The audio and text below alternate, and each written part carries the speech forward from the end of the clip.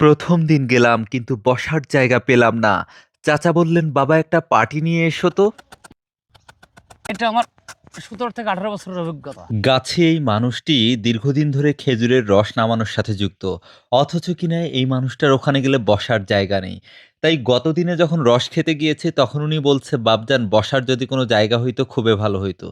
এমন এক ঘরে থাকে যেই ঘরটা দেখলেও অবাক লাগে। শুধুমাত্র খেজুরের পাতা দিয়ে মোড়ানো একটি ঘরে ওনারা ৪ মাস থাকবেন।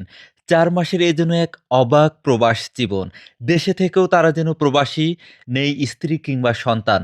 চলে এসেছেন দূর জেলায়, যাওয়া হবে না বাড়ি। এটাই যে তাদের রুটি রুজি।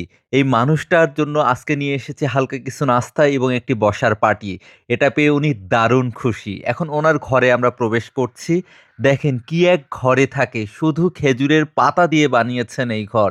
যেখানেই থাকবেন ৪ মাস। এটাই মনে হয় এক অন্যরকম জীবন, সুখের জীবন।